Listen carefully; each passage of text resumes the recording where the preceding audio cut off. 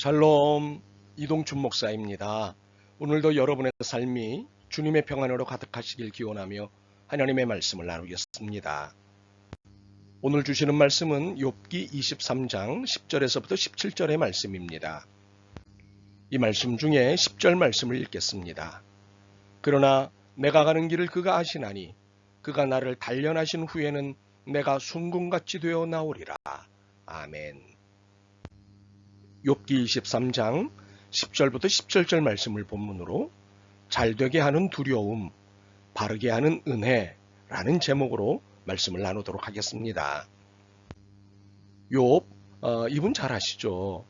한때 동양 최고의 갑부였으나 하루아침에 이유도 모른 채 아내만 남고 온 가족과 전 재산을 잃어버린 분입니다.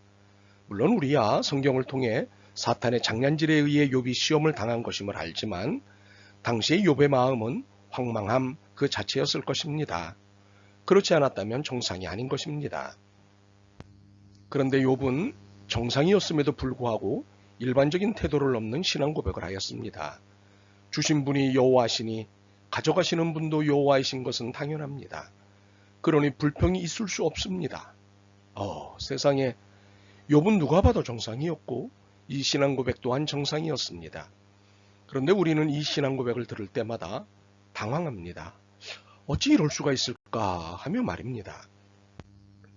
사실은 욥과 같아야 합니다. 그럼에도 이런 태도를 나타내는 것은 쉽지 않습니다. 핑계를 대자면 인간의 한계 때문입니다. 그렇습니다.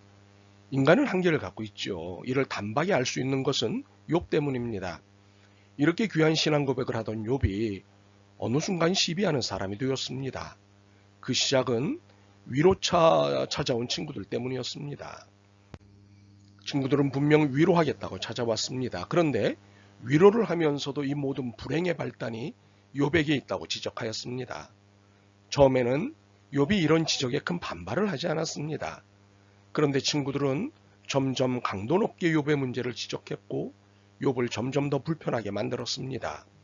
드디어 욥의 인내심은 한계에 달했고 더 이상 불편함을 견디지 못한 욥은 폭발했습니다. 처음에는 친구들의 태도에 대해서만 시비할 따름이었습니다. 그러다 자신의 인생에 대해 그리고 자신의 인생이 주관자이신 하나님께로 그 시비의 범위를 확장해 나갔습니다. 이것은 인간의 한계를 보여준 것입니다. 신앙 고백이 정상이나 고백의 마음이 지속되고 유지되는 데 한계를 갖고 있다는 것입니다. 10절을 보겠습니다. 그러나 내가 가는 길을 그가 아시나니 그가 나를 단련하신 후에는 내가 순금같이 되어 나오리라. 이 말씀은 많은 분들이 애용하는 말씀입니다. 글자 그대로 읽기 때문입니다. 그런데 유감스럽게도 이 번역 그대로 읽으면 은혜는 되지만 본뜻은 다릅니다. 새 번역으로 읽어드리겠습니다. 하나님은 내가 발 한 번 옮기는 것을 다 알고 계실 터이니 나를 시험해 보시면 내게 흠이 없다는 것을 아실 수 있으련만.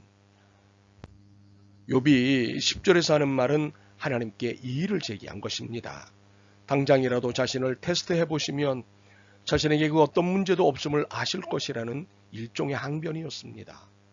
그는 이 항변을 11절과 12절을 통해 확장시킵니다. 내 발이 그의 걸음을 바로 따랐으며 내가 그의 길을 지켜 치우치지 아니하였고 내가 그의 입술의 명령을 어기지 아니하고 정한 음식보다 그의 입의 말씀을 귀히 여겼도다. 이 항변은 한마디로 나처럼 하나님의 말씀을 잘 따르고 지킨 사람이 얼마나 되겠느냐는 것입니다. 사실 맞는 말이긴 합니다. 그러나 욥이 이렇게 말한 데는 하나님에 대한 섭섭함을 드러낸 것입니다. 하나님의 말씀대로 산 나에게 왜 이렇게 대하시냐는 항변이었습니다. 그러나 욥의 항변은 반항이기는 하지만 일반적인 반항하고는 달랐습니다. 사고치는 반항이 아니라 하소연하는 반항이었기 때문입니다. 억울하다는 하소연이었습니다. 13절에서부터 15절 말씀입니다. 그는 뜻이 일정하시니 누가 능히 돌이키랴. 그의 마음에 하고자 하시는 것이면 그것을 행하시나니 그런즉 내게 작정하신 것을 이루실 것이라. 이런 일이 그에게 많이 있느니라. 그러므로 내가 그 앞에서 떨며 지각을 얻어 그를 두려워하리라. 어떻습니까? 참으로 소심한 반항이지 않습니까? 그런데 제가 욥의 이 항변이 소심하다고 설명하는 데는 보다 큰 이유가 있습니다. 그 항변이 두려움 중에 진행되고 있다는 사실 때문입니다. 15절을 보시면 이를 확인할 수 있습니다. 그러므로 내가 그 앞에서 떨며 지각을 얻어 그를 두려워하리라. 세번역으로 다시 한번 읽죠. 나는 그분 앞에서 떨리는구나. 이런 것을 생각할 때마다 그분이 두렵구나. 도대체 하나님이 어떠하시기에 욥이 두려워하는 것일까요? 13절과 14절에 있는 사실 때문입니다. 그것은 하나님이 마음 먹으시면 그대로 직진이시라는 것을 알기 때문에 욥이 두려워하는 것입니다. 그의 뜻이 일정하시니 누가 능히 돌이키랴. 그의 마음에 하고자 하시는 것이면 그것을 행하시나니 그런즉 내게 작정하신 것을 이루실 것이라. 이런 일이 그에게 많이 있느니라. 하나님이 작정하시면 그 누구도 막을 수 없고 그 뜻을 돌이킬 수도 없다는 사실 앞에 욥은 두려워한 것입니다. 그런데 이것은 단순한 두려움이 아니었습니다. 경외로서의 두려움입니다. 존경과 신뢰로서의 두려움입니다. 반드시 이루어내시는 하나님의 거룩한 집념에 대한 두려움입니다. 16절과 17절에 이 사실이 적시되어 있습니다. 하나님이 나의 마음을 약하게 하시며 전능자가 나를 두렵게 하셨나니 이는 내가 두려워하는 것이 어둠 때문이나 흑암이 내 얼굴을 가렸기 때문이 아니로다. 참으로 욥이 드러낸 두려움은 하나님에 대한 두려움입니다. 상황에 대한 두려움이 아니었습니다. 상황은 단지 상황일 뿐 상황의 지배자이신 하나님을 두려워한 것입니다. 이 고백은 상황을 지배하시는 하나님만 고백한 것이 아닙니다. 상황을 만들기도 하시는 하나님을 고백한 것입니다. 이것은 이미 10절에서 고백한 바이기도 하지요. 내가 가는 길을 그가 아시나니. 자, 여기서 우리는 당황스러운 일이지만 차분히 정리해야 할 것이 있습니다. 하나님이 우리의 길을 아신다는 것과 우리의 길을 정하신다는 것을 어떻게 이해하는가입니다. 분명 안다는 것과 정한다는 것은 다르기 때문입니다. 그런데 오늘 본문 안에서 이 둘은 섞여 사용되고 있습니다. 우리의 길을 아시는 수준이라면 우리의 길을 만드는데 우리의 노력과 수고가 전적인 것이지만 우리의 길을 정하신다면 우리의 노력과 수고가 그리 필요하겠습니까? 다 정해놓으신 거라면 우리는 로봇이 아니겠습니까? 스멀스멀 감정이 생기시죠? 그러면 혹시 여러분이 인생을 살면서 나는 로봇처럼 사는구나 하는 느낌을 받아본 적이 있습니까? 누군가에 의해 조종당한다는 느낌이 있나요? 아마 없을 것입니다. 내 의지와 결정에 의해 매우 자유롭게 인생을 사실 것입니다.